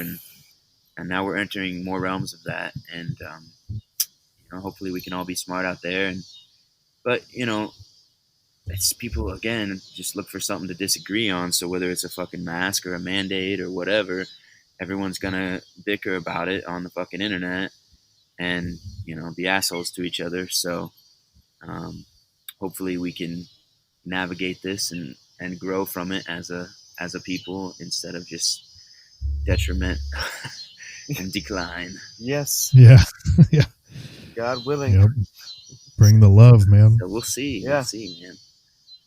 Hopefully we have our diametric convergence and We're having it. We're having it right now. come together. We got it. Right. That's We right. got it. Yeah, No. we're doing our part. Yeah. So that's maybe that makes a lot of sense, and kind of got to just play it by ear. How do people find you? Like, how do they follow you? What are your outlets for sharing? And Still Facebook and Instagram mainly. We're too old for other things, I feel like, that may be going on out there. I don't know if people be it's like TikTok and Snapchatting. I'm sure they are. But we'll pass just on those people. classic channels. We'll talk to them when they have kids and are settling down a little bit. Yeah. But yeah, man, Facebook, Instagram is definitely where we put out the shows. One of these days, stars will align. We'll get a recording out there, and then at that point, it'll be on Spotify and it'll be on all the digital stuff. But till then, we're just doing it in person or via a live stream or something, I guess. But yeah. All right. Well, now you got one Spotify outlet now with us. Yeah, hell yeah, man. Awesome. I'm into that. Yep. So we'll get all your links out there too, and hopefully, so like Facebook and all that, they have like push your shows up there, dates and stuff like that. Yeah, absolutely. Yeah, we'll definitely spread that around too. For the time being, we're here in Fort Wayne or surrounding, but one of these days we'll navigate out and start making the rounds at the other gems in the area, mainly college towns and cool places up north and stuff like that. Michigan, Wisconsin. Will you ever come to Colorado when things calm down? Yeah, absolutely, man. Love to come to Colorado, man. All right. That makes sense. Well, big ambition of this stuff is to get us out west and mix a little business with pleasure and help pay for the trip. Exactly. But not too far, man. Not too distant future is just the homie tour where we're only going places where we have a place to crash. And so see how it always goes. It looks a little different now as Debutants, but it's the model's still pretty similar. So you'll still be getting the call. Just be a couple babies coming along now too. Yeah, absolutely. And who knows? You might be making a trip to Mountain Star Studio for an epic moose performance. That would be cool. That would be awesome, man. Definitely into that. And it's we've got goals, which is a good thing to have as a band. So we'll be seeing you soon out there. Give us a little time. Right, absolutely. Yeah, I miss it. I miss you guys, and can't wait to see the future of what you create. Yeah, man, we miss you too. Yeah, absolutely, dude. And I mean, you guys made me, just we were talking earlier about back in the day and how we rocked the crowds and sold out shows and all these things, man. And I can't believe you made me jealous living in Colorado. You made me want to be in Fort Wayne, at least for a night. And that's pretty hard to do. Yeah, it is. Well, that's a pretty high achievement. Blessings to all the people from there. But back then there wasn't much to do. And I think it's grown quite a bit. And there's a lot more. You guys have the Clyde. You guys have Sweetwater. You guys have all kinds of different pavilions and outdoor crowd, Yeah, outdoor. there's a lot So going on in Fort Wayne, man. It's definitely There is. on the It's up and gotten up better. in many different ways, and we're just like stoked to be a part of a lot of this uh, growth, and things like that to see it happen. And we've played the Clyde a couple of times now. We just played on the new stage over there, like nice, last week or so, and that nice. was cool. So there's definitely things going on in Fort Wayne. We were supposed to play Middle Waves this Mm. year, and that was going to be Yeah. awesome. Big Boy was going to be there, man. Big Boy, you know what I'm saying? Mhm. And Yep. so that would have been cool. Unfortunately, that didn't happen, but it's cool to be here and watch the town grow and kind of be with it while it grows and Yeah, do do all our the part. cool shit that's going on here, man. Yeah. Yeah, I mean, you guys help that with Elephants and Mud. I feel you helped that scene tremendously with Jared and with what you guys have done and now what you're still doing, and it's pretty powerful Yeah, man. that you guys continue and you have a family. You want to raise them in a great place, like at least we were raised in a semi-safe area. I give it that. Um, Yeah. so yeah, Yeah. no, They I'm not definitely trying. had a big influence on the scene. I mean, we recall those crowds. I mean, they got just every show. They just got like bigger and bigger, and there was Yeah. like because like at that time on the music scene in Fort Wayne, like the biggest bands were just cover bands. Which not to take away from them because some of those bands were like really good, like very talented musicians who were in that scene, but you just didn't get a lot of that original music that was like what they were doing. Yeah. And that was I think that was a huge boost for Fort Wayne's like music scene. Just it helped drive a lot more original musicians like to come out and like find their footing and find their crowds. So I mean, I Yeah. think you could definitely put that into the annals Okay. of Fort Wayne's music scene. I'd like to think that we were influenced on that. That'd be awesome. That means our job was done, Yeah, I mean, you can't like I mean you can't not include that with with the size of the crowds that you got the Elephants and Mud were drawing. Like I mean, Yeah. Well, just being out there, man. I mean, if you're putting it out there, and again, the band's just like kind of the thing on top, but it's everybody that came out to that show made it what it was, And, yeah, and crowds and the people. Elephants and Mud was a band for a long time, and there was a lot of years of barely functioning, and Right. still there was a lot of love from the crowd and stuff because it was more than that. It was like this, yeah, really. And so I mean, I think that resonates with people when they saw it or when they were a part of it, and Yeah, and you kind of carry that forward. So yeah, I mean, I hope And we played our part, and I hope we continue to here to move things yeah. in I the mean, right direction. it showed other bands that hey, you can be a band that plays your original songs, your own music, and still draw crowds. Like I think that's one of the I think that in terms of when I'd say influence, I think that's kind of what it showed. Yeah, Absolutely. yeah, man. At least from my perspective, Yeah. just being obviously I'm from Fort Wayne, lived Fort Wayne almost all my life, and I spent my formative years in Fort Wayne, and definitely got into the age of being able to go out to these bars and actually participate in the music scene. You just like at the beginning, like it wasn't a thing. Like you just had to go and see what cover band was playing that night Yeah, and where. But there just wasn't that scene until like it might just I don't want to call it coincidence because I think it was definitely like the beginning of that kind of era. So yeah. I Yeah, I saw mean, it for sure. original music is a funny dance, like when original music is valued or not. Like, I lived in Portland for 6 or 7 years, and it's a music city, and still some of the the bands you see that are playing like all the time is still a ton of cover bands and stuff like that. Like, yeah, you have the headliners that are coming through and the national headliners, and you still have an indie scene that's doing really well there, but um, just the kind of general vibe of like playing in cover bands there is a pretty accepted notion, whereas some places you go and if you're in a cover band, like, depending on the time it is, and I think it changes, but that's either cool or not cool. And Right. No, for sure. and at the end of the day, how do you balance how many covers you play in a set and how many you try to write and play your own songs Right. and But stuff? even in like the covers that you guys did play, like it just they weren't like these mainstream hits. Like they were definitely not obscure things, but they weren't the same ones that everybody else was playing. So I Yeah. think it lent a big part to what you guys were doing and kind of that whole like persona and following that you guys had. So Yeah. that was definitely a big part of it. And like I said, just from being around here, just it didn't exist really before that, Mhm. before all that. Yeah. I mean, not in our worlds. It didn't.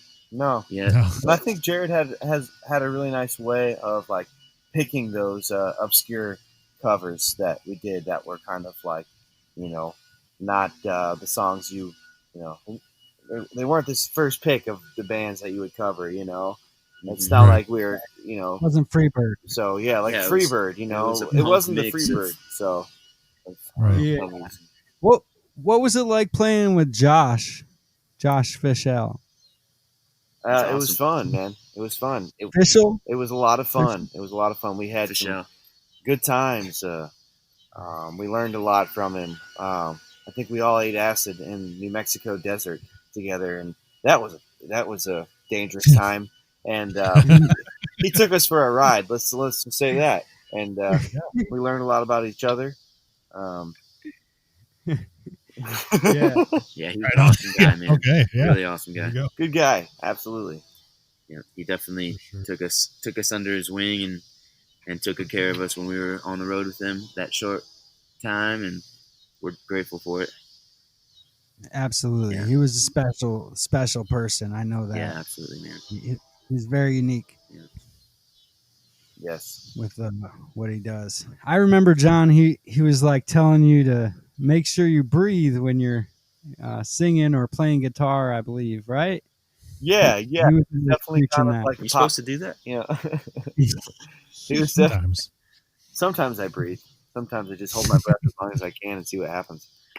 It looks cool. Yeah. Hopefully you don't pass out. Yeah. Though. I usually pass out, but that's the point, right?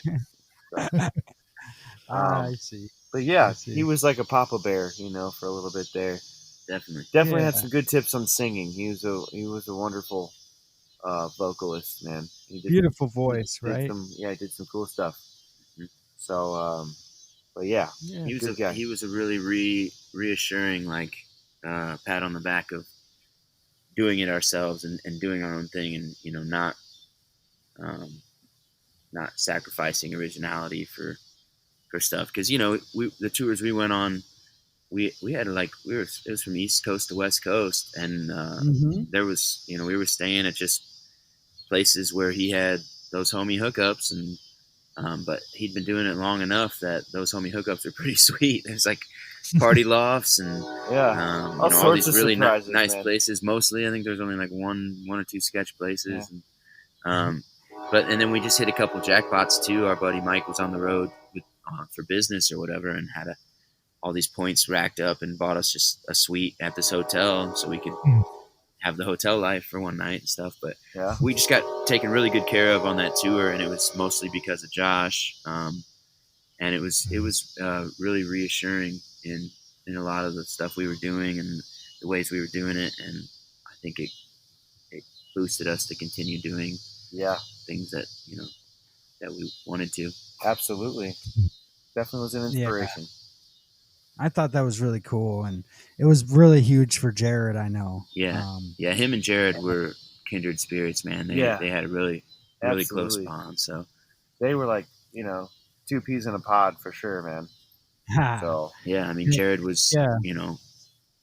Under 21, camping out, trying to see Josh, like perform and shit, like sneaking in places to catch Josh Yeah. performing and running into him in Cali, and the next thing you know, Josh is asking Jared to be his backing band as he tours across the country. So it was a really cool relationship, Nice.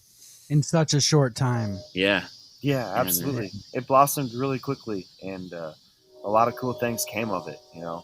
I definitely went out there a few times, and was a part of some really cool stuff that he put on. Um, but I also remember the first show we played at the Brass Rail, and when he was in town, he came into town, and I think we were just getting ready to go on tour with him, and it was the first night, and I was out back, smoking a cigarette when I still smoked cigarettes, and just kind of like hanging out, waiting to play, having a good time. And I walk in, and I realize everybody's on stage except for me, and so I'm like, well, shit. And I get up on stage. I'm like, sorry about the guys, and Josh just turned around and looked at me and says, well, it's not like I came from California or anything to play this show. I was like, oh, shit, that's a great start. He definitely got me there in that moment, because I was lazing my way into stage, just, enjoying my beer out back or whatever. And so there's maybe something to say there for him teaching me promptness. Nice. That's That's a good a one. good story, huh? Yeah. That's good. I like that one. That's funny. Absolutely.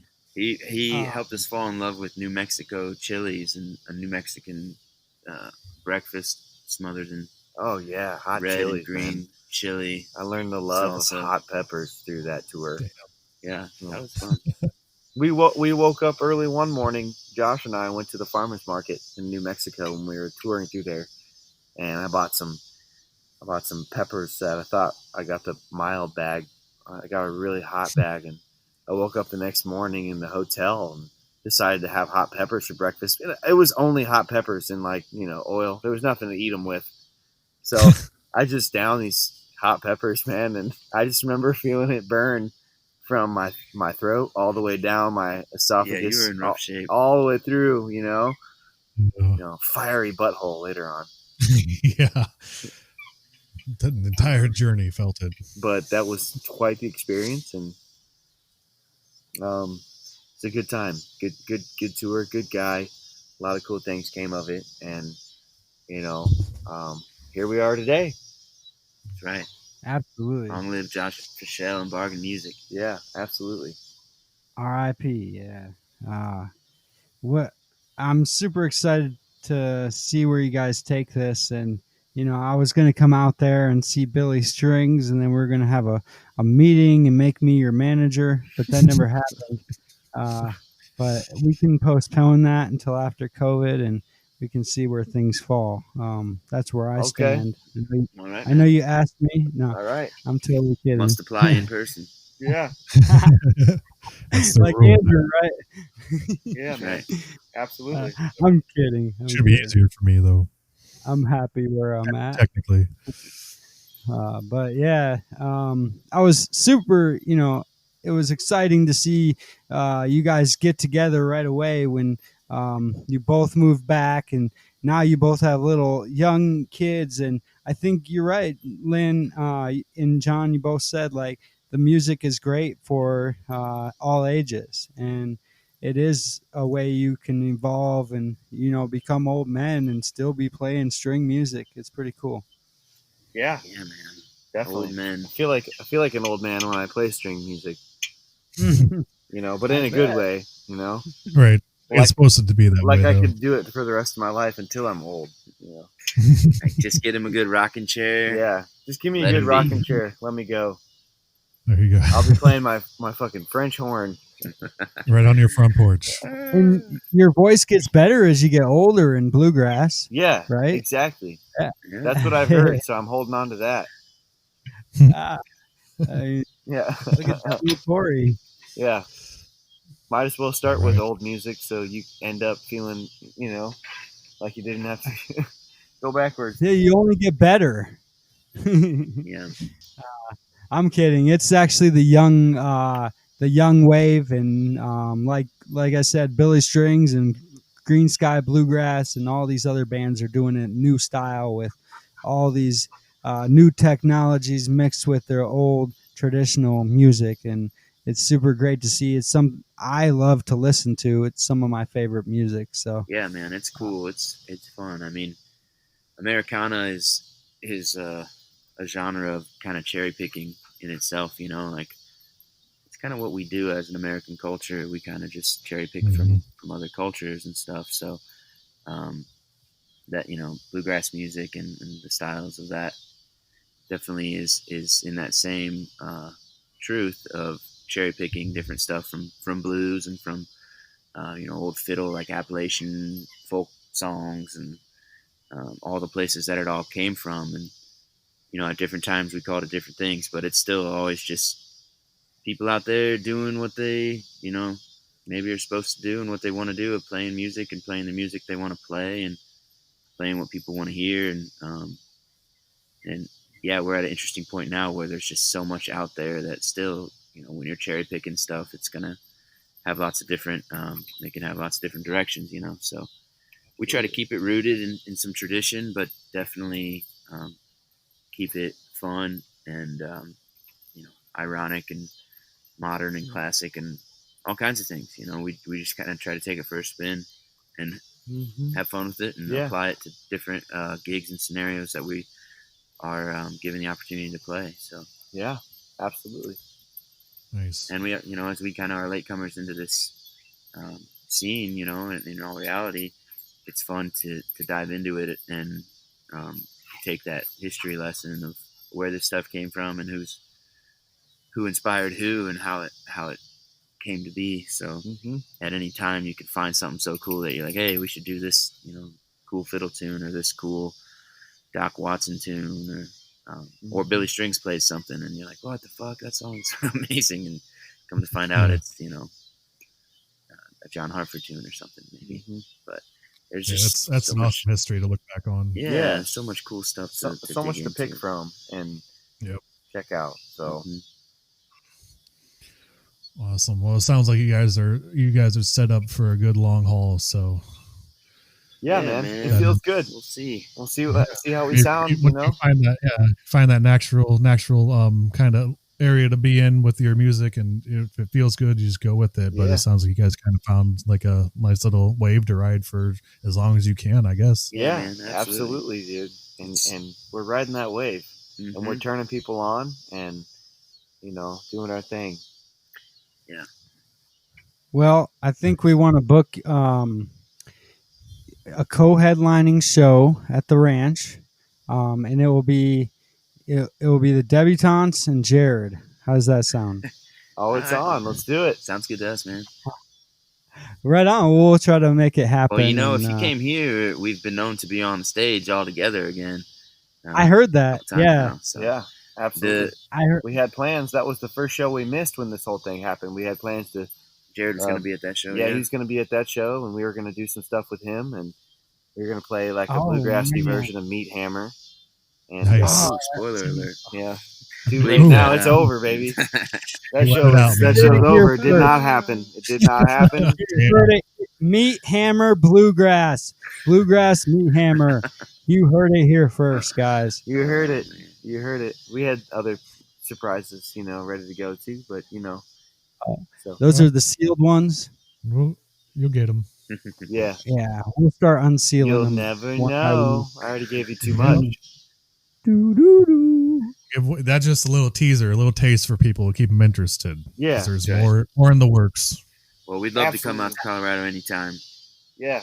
Yeah. Well, we'll work on that, and we'll work on getting you one of the best places ever to play. So then you can say, when I ask you, where would you like to play? You'll say, already done it, man. At our ranch. Hell yeah. Already Sounds played. Good, man. Deal. Sweet. Yeah. Deal. You guys are always actually welcome back on our show anytime. Absolutely had a great time. Awesome.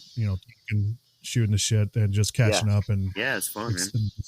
Yeah. Hanging out. Good times, man. That was awesome. Let's thank my neighbor as well. She during the show mowed her lawn and used a leaf blower and brought me some squash, and we went and caught her dog. So she was a big practice French horn. And practice French horn. So she was a big part of the show. And we got train sounds. I can hear the cicadas in the background. Yeah, so there's a train not far from here. I hop it every once in a while and just ride that hobo style.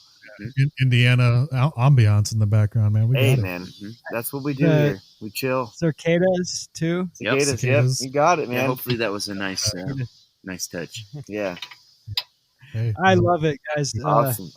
Cool. Well, thanks for Thank you having so us, guys. Yeah, thank you guys. It's good to talk maybe to you. maybe once we get it figured out, you guys can come play a show on this like play a set, or not a set, but like a song or two on the Yeah. show for us. We'd love to do Yeah, that, man. Sounds good, man. Figure that out. Anytime. Awesome. Absolutely.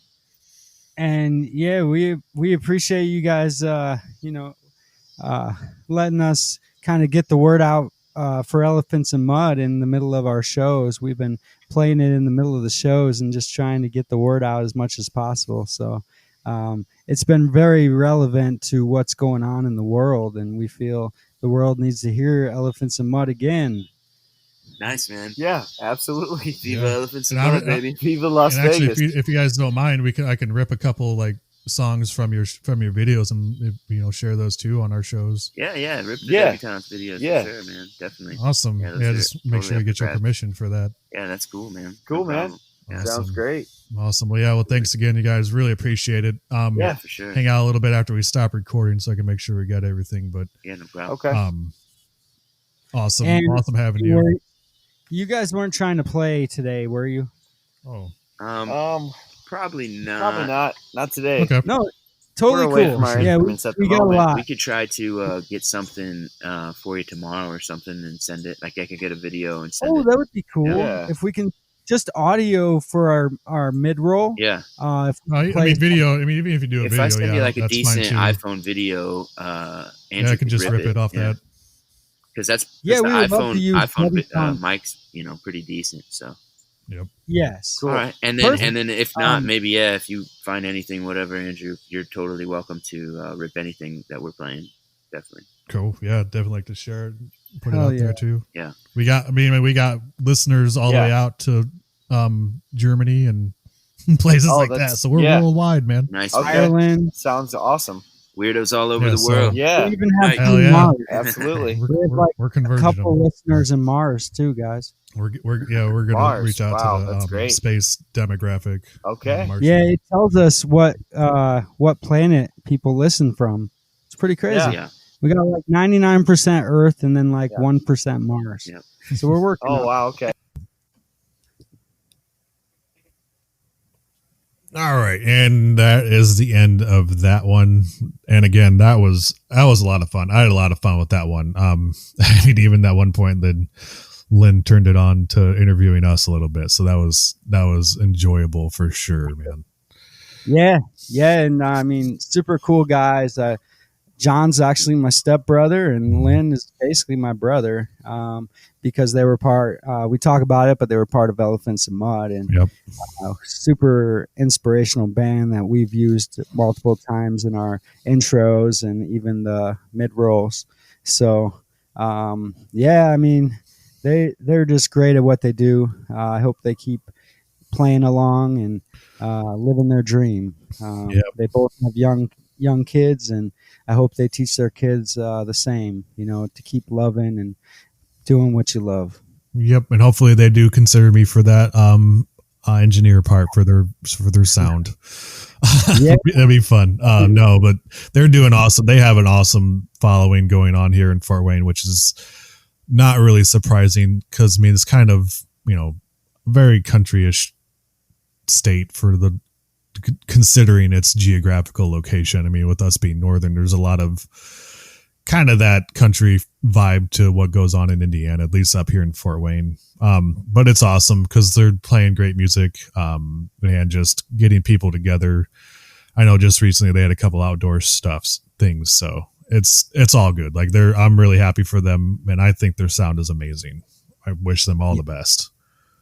Absolutely. Yeah, they're very talented. And also all their band members, we went through them in the podcast, and much love to all of them. I love their sound. They're working really hard, and like I said before, just keep doing what you're doing. Yeah, And- definitely. And if you guys get a chance, to those of you listening, check them out. They're on Facebook for now. Debutants. At least on the Facebook, they don't mind if you call them the Debutants. Like they Also mentioned. Yeah, but on Facebook, it's just Debutants. They have a bunch of videos, bunch of music on there. Check them out.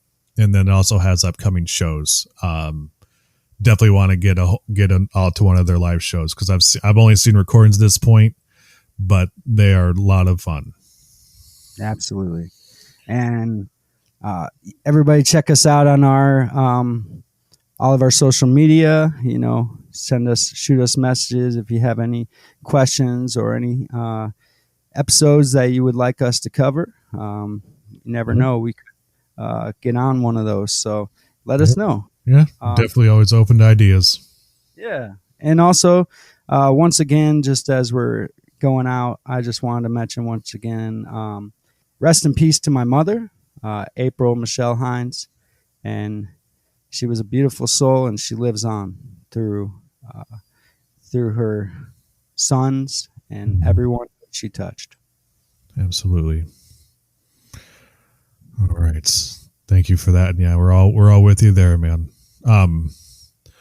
Okay, so moving forward, tomorrow, it's going to be a new day again tomorrow. We got another episode coming at you sooner rather than later. I hope you guys keep a hold of us and follow us and check out our new episodes when they come out. We'll be putting out content as often as we can. Yeah, we have a lot of great ideas ahead of us that we're working on, and we'll keep you updated as they come. Yep. Thanks for listening. Thank you so much, and stay beautiful.